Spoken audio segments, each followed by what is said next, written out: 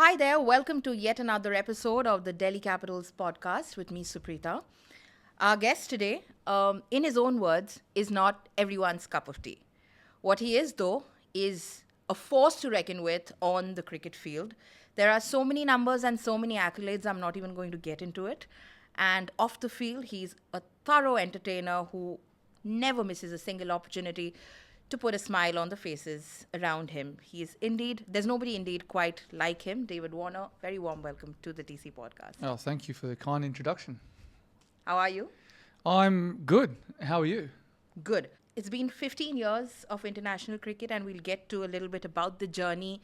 And you're almost like on the last leg of it, if I may call it so. But I want to start by asking, where did the nickname the Bull come from? Who called you the Bull first? A guy called Daniel Smith, who is now on the coaching panel at Sydney Thunder. I grew up playing cricket with him at New South Wales. And yeah, I think when I was a younger kid, I had a lot of energy, and they decided to nickname me the Bull. Yeah. So it's always stuck. I've always had a lot of energy. I still do. Yeah.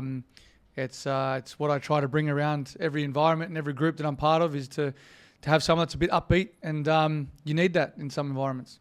Always. And I think it's such an appropriate way and an appropriate description for the way you go about your cricket. If there, though, had to be, like an animal or a spirit animal that describes you best off the cricket field, what would that be? Oh, well, I'm very loyal. I'm very kind. I would think I'd be a cavoodle. Yeah? Yeah. They're very loyal. They stick by their people. Nice. And they show a lot of love and affection and care towards people. So, yeah, maybe a cavoodle. It's a good one. Okay. Davey, 15 years of international cricket. You've retired from 2 of the 3 formats now. How does it feel? Does it feel different? Feels great. I'm not spending as much time at home, which is what we thought might happen if I retired. I'd be at home a bit more. But look, I think the opportunities that cricket presents itself today, from when I first started and looked at the guys that played, it was only 2 forms, and then sort of the 2020 stuff came into it. We would never have imagined how many different franchise teams there are as well around the world. Each country's pretty much got their own. The IPL was starting at the start of my career. Yeah. So for me, it was about trying to juggle all 3 forms internationally and play IPL. Now it's international cricket's finishing, or pretty much all it also is finished, and then now it's playing all the leagues around the world because you're in demand, because you're available. So for me, it's about trying to spend as much time as I can at home with family, but also trying to contribute as much as I can to the franchise teams that I do participate in. And the biggest one for me is here at DC. Delhi's been a big part of my life. They gave me an opportunity when I first started. Yes. And now towards the back end of my career, I'm here as well. So I'm forever thankful. Yeah. It's nice, like life coming full circle kind of thing. But when you look back, you've got your World Cup wins in between, WTC, ups, downs, everything. If you were to jog your memory back to the first time maybe when you'd picked up a cricket bat as a little boy, what are the memories that flash in front of your eyes? Most important for me is staying grounded in where I've come from. I played cricket in the backyard, out in our little townhouse area with, the children that were around. I used to bug a lot of people to throw me cricket balls, and me try and bowl to them. It's something that I really enjoyed, and I think that really sticks with me close to my heart, because I always remember that. And without the work, the hard work, and the resilience of growing up and having to work for everything, that's been instilled in me for a very long time, and will never leave inside me. But they're the opportunities that that can be there in front of you and be presented, and you just got to take them. Yeah. And I enjoyed it. I've enjoyed where I am today. It's been a great journey, but I'm still going to do my best and give back as much as I can to the cricket community, hopefully for the next 20, 30 years. Wow. I saw how quickly the word resilience came up in our conversation. And I think that's been one of the trademarks of your career. Whenever something's been thrown at you, you've been resilient. You've shown resilience and comeback. The other thing, of course, is just the brand of cricket that you've brought along right from the start when you made a splash in the IPL, even before you played for Australia. Just trying to get a little insight into it. Where does that fearlessness and that crazy raw aggression come from? I'm competitive. Everything I do. It's Yeah. not just cricket. It's if you're, walking to the airport line, you always see I'm always first on, first off. It's just, I don't know, it's just in my DNA that I just want to, be the best that I can and make sure I can lead in any way I can to make sure that everyone's, trying to do the same thing. We're passionate about what we do. We're passionate about everything that we do. We're living on this planet. It's an amazing planet. It's just, life's amazing. You really don't understand what it actually means until you're out in the open, you're doing what you love, you're surrounded by people that you want to be around. And sometimes, there's going to be bumps and hurdles and blockages in the way, but you just got to work around trying to get over that and move forward. And yeah, look, it's one of those things that, I don't know, it's just inside me that I'm just ultra competitive, and I'll work my backside off for anyone in my team or anyone in companies or anything. I'll always work hard for that person and stick up for that person because I'm a very loyal and generous person. Yeah. We were speaking with Jake the other day on the podcast, and it's his first season, and it's been hectic for him just to come in, right? He came in as a replacement, and he was just saying that, like, a lot of people who don't know Davey will not probably be familiar with this side of his. But once he's there and you know that he cares for you 200%. And I think that's made him also, comfortable in his first season. I told him that his cricket and generally his personality reminds a lot of a young Davey, and he said, no, there is no young Davey. There is only one young Davey, and that's that. But it's been good to have him around you. You've sort of not mentored, I don't know if you want to use the word, but looked out for him as well. Yeah, look, when I first came to Delhi, I had guys like 𝗢ých 𝗟 𝗀𝘀, Paul Collingwood, Andrew McDonald, who's now my Australian coach, 𝗢vis 𝗟. Correct. And I specifically talk about international players from abroad. But when you're around those guys who have been travelling for a long time and you come to India, you form this bond. You're here for 6 to 8 weeks. It can be long. And if you're in and out of the team or you're not in the team, it can be tiring.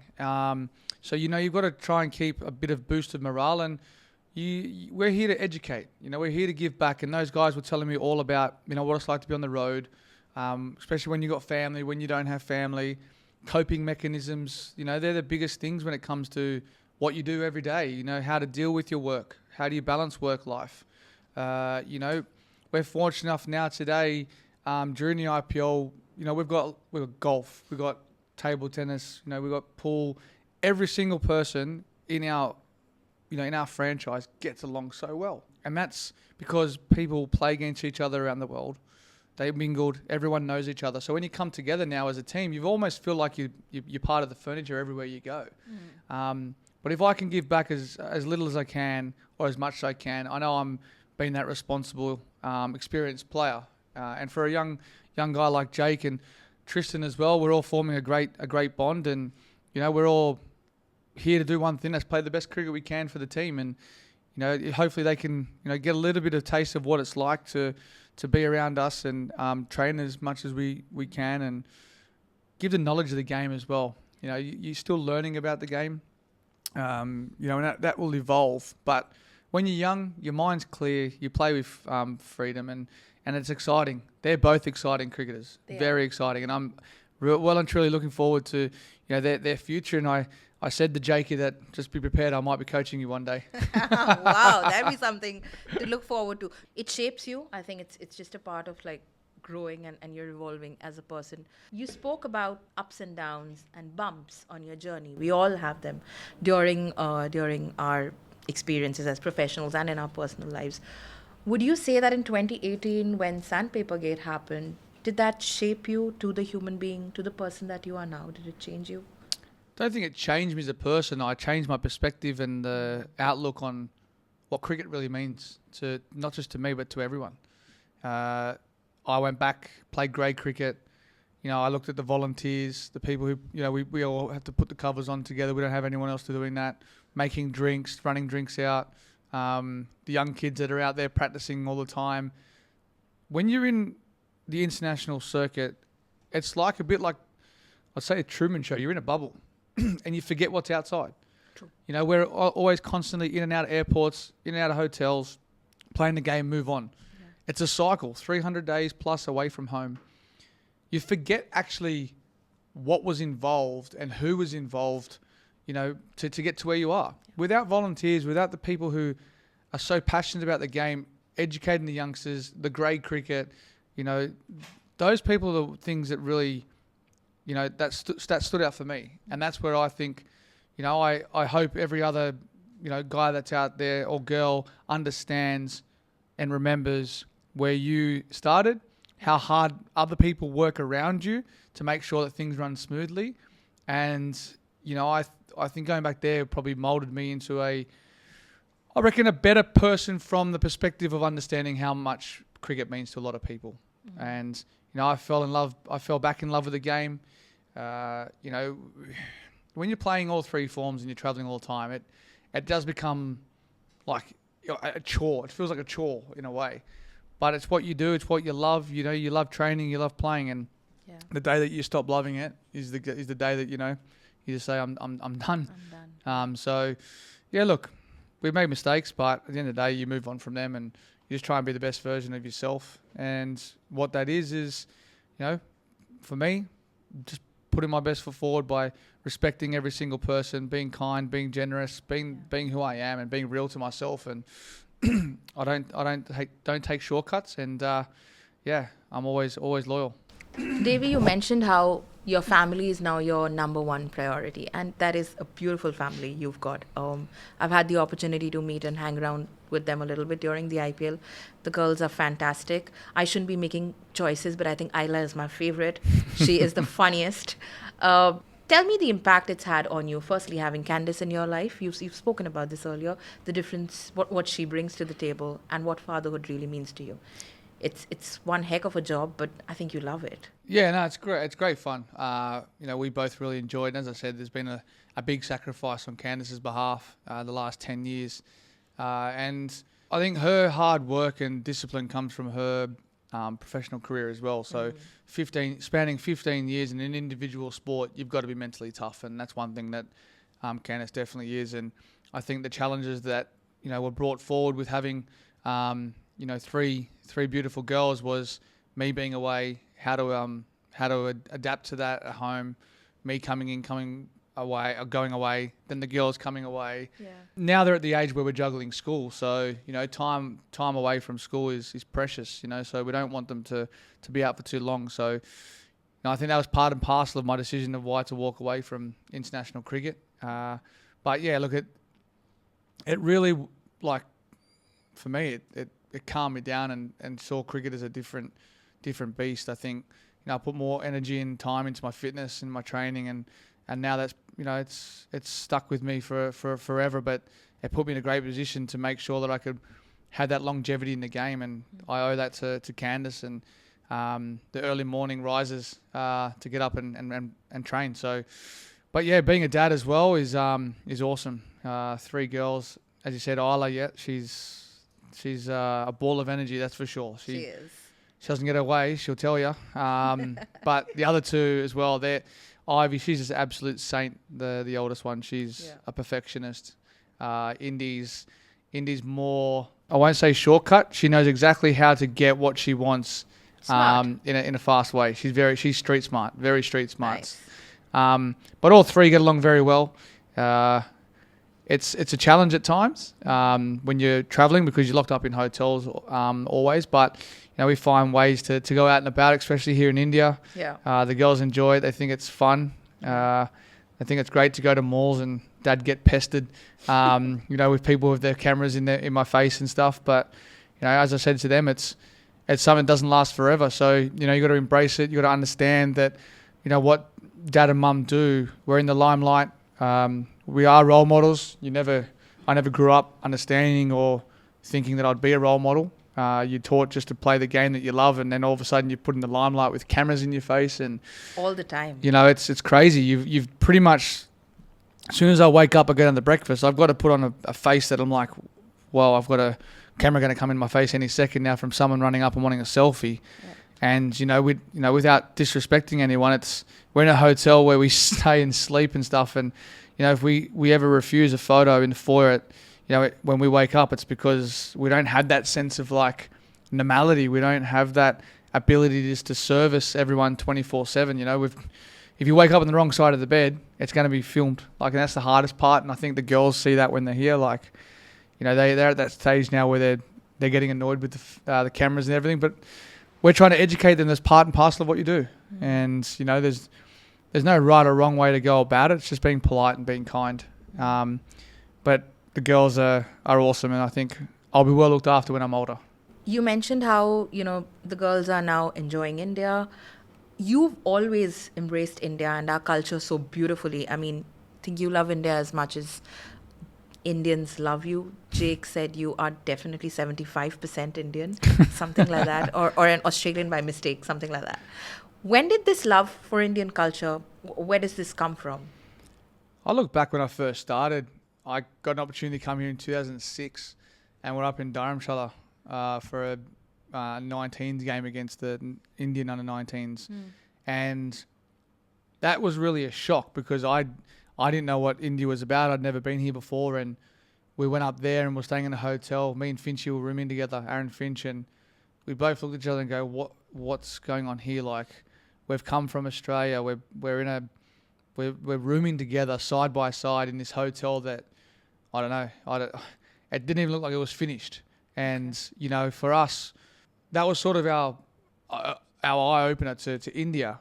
But then we moved to another place. And until you understand the cities that you're in, then you realize the infrastructure and how things revolve and work. Then I've got the understanding of, okay, now I know where we were here. That's a very difficult place to build, for one. And still now today, you've got a very beautiful Radisson up there, which is great. And that's evolved over the last few years. And it's the most picturesque ground in the world. I absolutely love going up there. But what I worked out, say, 5-6 years later when I went back there for the IPL, is how spiritual the place is. Hiking, the Dalai Lama up there.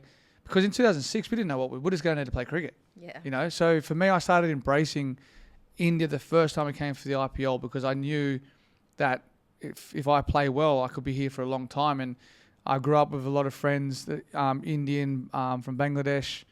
There's a lot of different countries, Turkey, Lebanon, you name it. There was hardly any Australians around where I grew up. So it was more a multicultural background. So I think my understanding of others' individuals' backgrounds really, what it ingrained in me was to respect the cultures. Okay. And, my friend who's from Bangladesh, I used to go to his house and we used to sit down and eat on the floor. And that was the culture. In his house, that's how, when mum cooked and everything, we waited for everyone to cook. Then, you'd eat with your hands. I was used to eat with knife and forks, and I was like, I couldn't quite understand it. But then when you understand culture, that's the main thing. So I wanted to understand Indian culture, what it's about. It's such a big country, north, south, east, west. But what I didn't realize is how big it is, the difference between south and north. And that's huge. And I think, being here today, it's like 15 years. In different countries. It is. It's crazy. Yeah. And I only started, learning that the last sort of, say, when I went to Hyderabad, because I was always in Delhi, then I started realizing how big South India was. Yeah. And I was like, wow, this is cool. And I just embraced it. I loved people. It's incredible. Like here, no one says no, and everything is possible. Like you can give someone the most impossible task, and they'll make it happen. And I'm just like, that's crazy. Yeah. And then, you're out there. Do you know of an Indian word called jugaad? Jugaad. Of course you do. Yeah. Jugaad makes everything happen. So, I just love it. I absolutely love it. Like it's organized chaos, I'd say. Yeah. But food is a big one as well. Like north and south was different. Spices and different flavors. I really enjoy that. And visiting different places. Yeah. And understanding different cultures within India. Correct. That's the other thing as well. Like you got so many different languages. The language barrier is quite difficult for, Hindi speaking people with Exactly. Telugu and Yeah. you name it. So for me, it was just embracing everything, and that comes with the Bollywood and Tollywood movies and Yes. dancing and stuff, and just the dance culture in India is phenomenal. And TikTok during COVID yeah. was big, and then clearly Reels started as well. So for me, it was about putting smiles on people's faces. I did not realize that it would actually take off. Like, I didn't think people would gravitate towards it. It was just more like, why not? Just stuff it. Let's just try and replicate some dances and stuff. And I've got a newfound respect for the way that people move, because that is fast. It is crazy fast. So you're brilliant at it. It's not tough for you at all. We had a lot of time to practice as well. That's so true. that was and, a difference. And the best thing is all of you in it. There's Candice in it, the girls in it, so everyone together. So we're trying to make it quite funny, where we, had all the girls in there, and they loved it. They were finding things every day. Like we wouldn't let them go on there. So they were just scrolling through my one, just seeing what there was and what they could do, and they found some really cool ones. And then now at home, it's all these reels. So, a lot of their friends and that are finding cool ones. But I think in general, it's a great platform for artists. It is. For artists to put out new songs and get people to collaborate and dance to it. Yeah. Like, I think Jason Derulo's one was the biggest one. Yeah. Like, that went... Dun, dun, dun, dun, dun, dun, dun. It just went viral. Like, it's crazy. And for someone like Jason Derulo, like, no one... I won't say no one. Everyone knows Jason Derulo, but it's almost like he came back. Yeah. Like, it was a resurgence. Like, it was... you got Bieber, Tay-Tay, all these people, but it was like, gee, he's in the house. Yeah. Completely. And I think that was great for his brand, but everyone else was great leverage for everyone. And then, then along comes that as a different side of what we are. It shows people our personalities and what we are. 100%. We're not just people that you see on the cricket field. We're actually genuine people that actually love life, and we've got a different side to us. We can take the... So there was, of course, the TikTok and the Reels during the pandemic. Then you made Pushpa your own thing. It's just it's gonna happen wherever you are playing in the world. And then cut to the Cred advert recently. That's at a whole different level altogether. That trajectory is crazy. Talk us about the ad. I mean, there's a lot going on there for a 30-second commercial.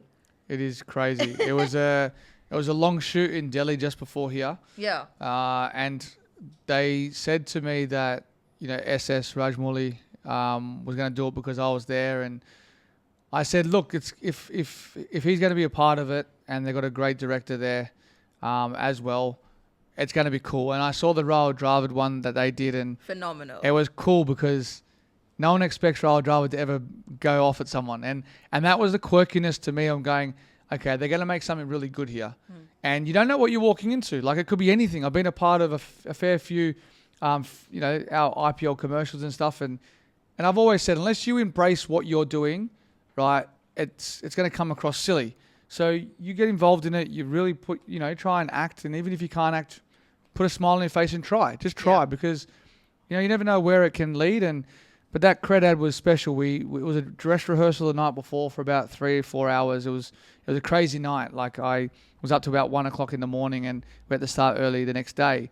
But the concept, when I looked at it, when they first said to me, we changed a few things, but like even the sword stuff, and I brought out a cricket bat, and I think I'm still trying to explain to people that they got to understand it's me acting, but trying to stuff absolutely everything up. Correct. And I think that concept was brilliant, because I'm a cricket player, I'm not an actor, and the way it was seamless, and it was awesome. And some of them were, some of the scenes are actually quite funny. Asking him if it's, or it's just like, trying to really pee him off. So, I enjoyed it. I absolutely enjoyed it. And, hopefully there's a fair few more, and hopefully that I can what about the keep being funny. Outfit, and then you're on that horse and all of that? That horse, I'm telling you. So that thing was rocking for a good half an hour, 45 minutes out in the heat. Like, it was, that was about 2 o'clock in the afternoon.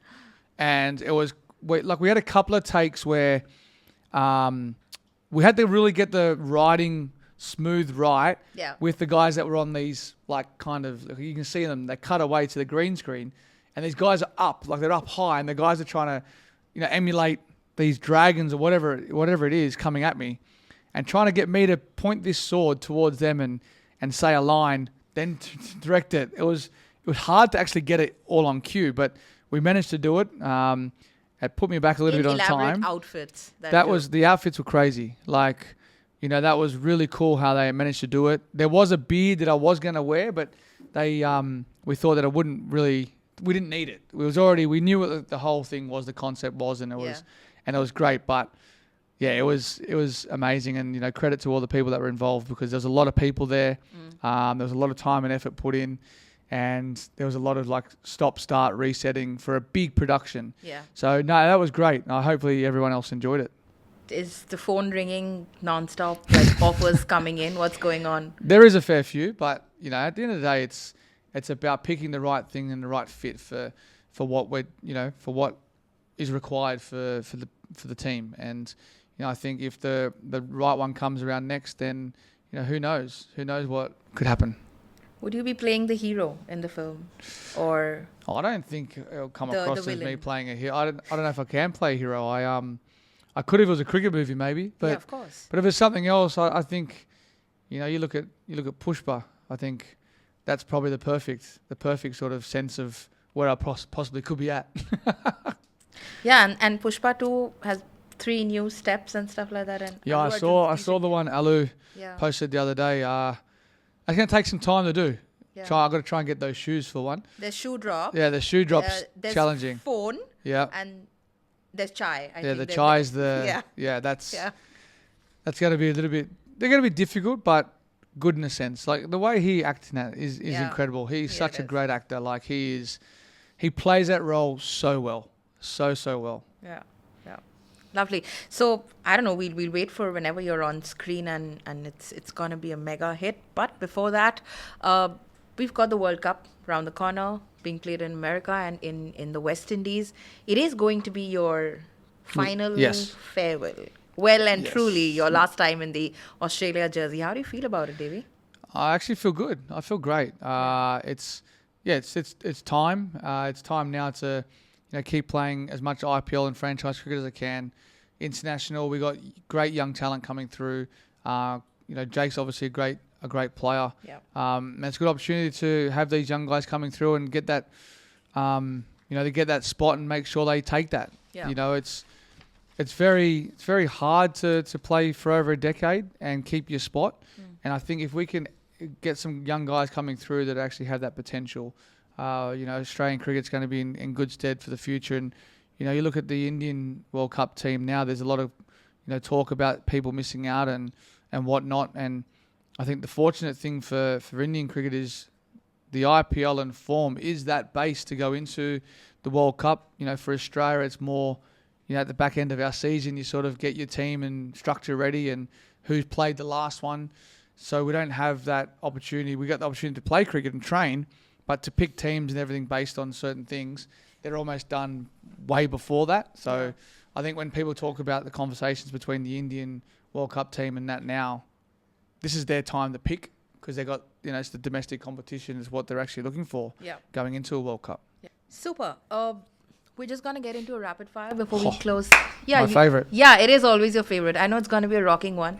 But before that, I just want to ask, as sort of we draw curtains on your international career, what would David Warner want to be remembered for or remembered as? Just someone who went about his business passionately. As soon as I walk in that field, doesn't matter which jersey I've got on, I'm just competitive, I'm passionate, and I'm energetic in everything that I do. But off the field, I just want to make sure that people understand that I'm actually a very kind, generous person. I said it before, if anyone wants to ever have a beer with me and sit down and really get to know me, I'm always here, if you can get in touch somehow. But I'll always, have the time of the day for anyone. And, what you see is not what you get when it's on the field. That the person on the field is someone who goes out there, plays to the best of their ability. Without, trying to step across that line, sometimes it can happen. Yeah. But, I just want to make sure that, every aspiring cricketer out there just, works hard, train hard. Things don't come easy in life. And, if you get dropped, it's a setback, but it's a minor one. So keep moving forward. Just chin up, smile, and do your best. Rapid fire time now. Let's go. Okay. If you had to pick the most special one of the 3 World Cups you won for Australia? Which one would it be? Whoa. 2015 was quite clearly special because that was the first one. The second one was like that was just an awesome time that we had together as a team. Like we had no family there because it was during that COVID time, and we really gelled really, really well together, and it was crazy. And it was our first T20 World Cup. India, I think, would have to be the best because we were up against it after the first 2 games. Maxwell's heroic, scoring 200 to beat Afghanistan. We were bowled out cheaply against England, and we beat England. Yeah. And then quite clearly the underdogs against India in Ahmedabad. So for me, that one there is very, very special. To beat India in India with 3 yellow jerseys in the crowd of 100,000, that's special. 2023 then it is. Okay. A cricketing record you wish you'd broken? Wish I'd broken. I wouldn't have minded trying to break Brian Lara's record, but I got declared on because I think they thought that we weren't going to win the game in time. So, yeah. Your most favorite opening partner of all time? I've had a few. I think me and Finchy with white ball cricket is awesome. I've always enjoyed opening the batting with him. When it come to Test cricket, I think guys that keep me calm at the other end. I can definitely name a few. I can't just name one. Sure. But yeah, I think in Test cricket it's different. It's about who keeps you calm and relaxed at the other end. And I think guys like 𝗢ś, Shaun Marsh, even Chris Rogers to a degree. I really enjoyed their company. Okay. If you had to choose an opening partner from the past, who would that be? It can be from any country. Any country. Oh, I'd have to name 2. I would have loved to open the batting with Sachin Tendulkar in one-day cricket. That would have been special just to see, or just to know that at the other end I had like a guy that probably wouldn't get out, and I could actually keep going hammer and tong. And I think the other would be probably Adam Gilchrist. I think, me and 𝗢ś𝗟 opened the batting together and we go hammer and tong. But to see Adam at the other end, that would have been special. Okay. A bowler from the past you'd love to smash 4s and 6s off? I wouldn't say smash, but I'd love to face like someone like 𝗢ś𝗟 𝗟𝘀, Walsh, Holding, those guys back in the day in Test cricket, just to see what it'd be like and how things have changed today compared to what it was back then. You're on a deserted island and you can carry only 3 things with you. What would you take along? Only 3 things, not including. I don't need food. I'd carry a lighter, just to start a campfire. Yep. Probably a kettle to boil my water. Yeah. And there's a lighter, there's a kettle. Yeah. And some form of communication device to speak to my family. Okay. A phone. Okay. You can invite 3 cricketers over for dinner from the past. Can include. Who all would be invited to that party? You really put me on the spot here. 3 people. Oh, well, clearly wouldn't have had dinner with them. Don Bradman would be one. Different vintage, just more about long tours, going on a boat, traveling around the world, like that kind of thing, and just understanding how and why he was so good. Haven't had dinner with Sachin Tendulkar yet, so that'd be another one. Trying to work out who else, because I've had dinner with a lot of people, a lot of cricketers actually. Yeah. So Don Bradman, Sachin, and there is a lot. Anytime. Probably Sobers, cigar for Sobers. Yeah. Wow, that'd be lovely. Okay, the Warner sisters. What do you think they're gonna do first? Play a Grand Slam or get a baggy green? Because they're brilliant at both. I most definitely think Ivy will play tennis, and can play cricket. I think Ash Barty was a perfect example of that.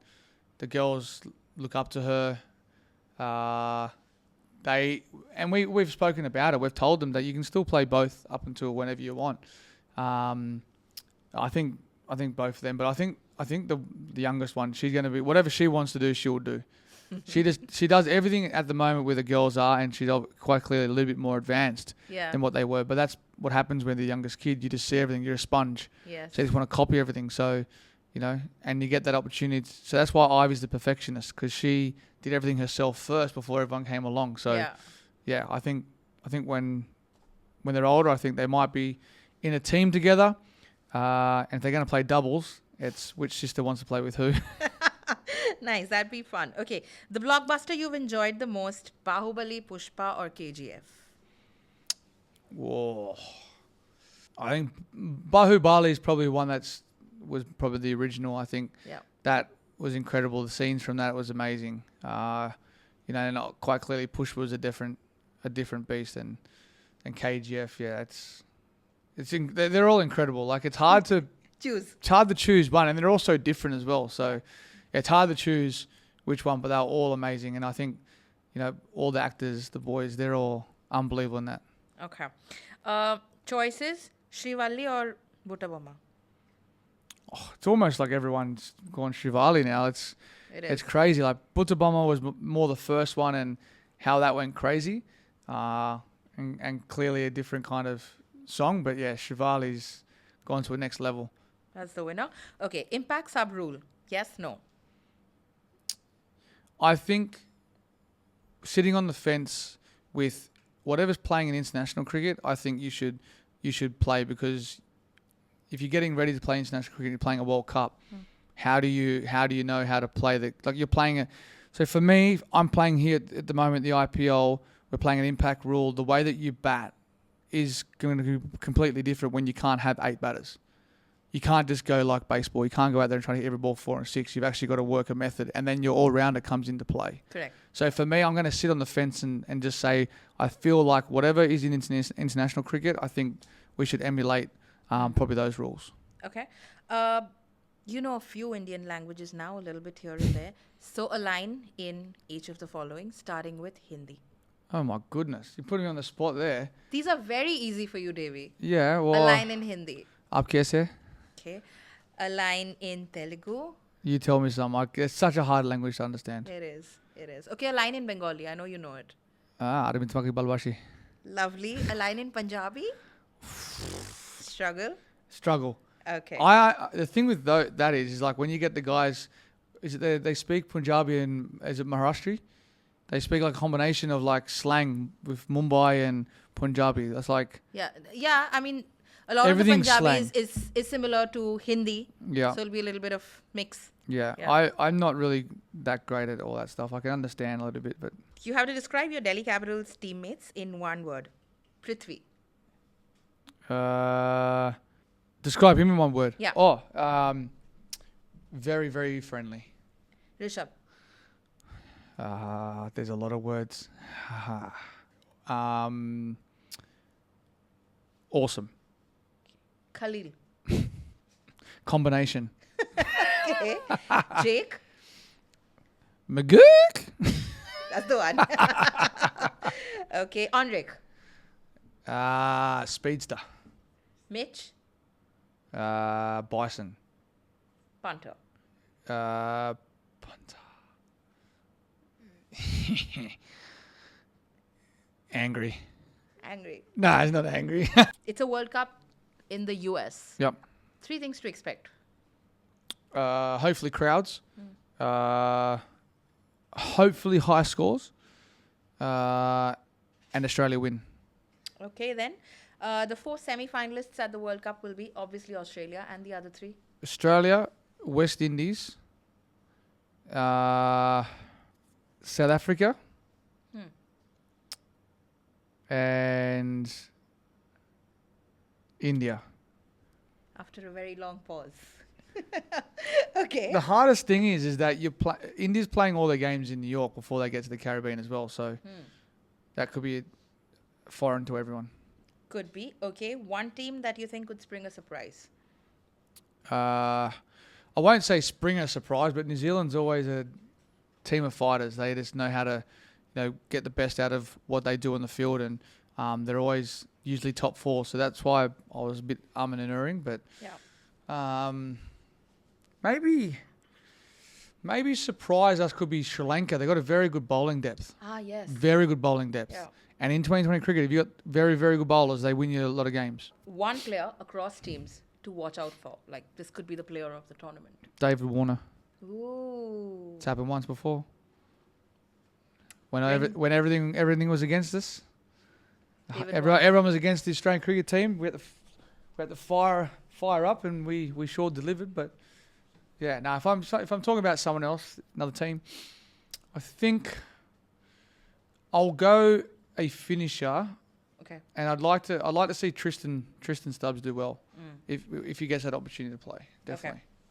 Brings us to the last one, a biopic on David Warner. Who would play Davey Warner the best?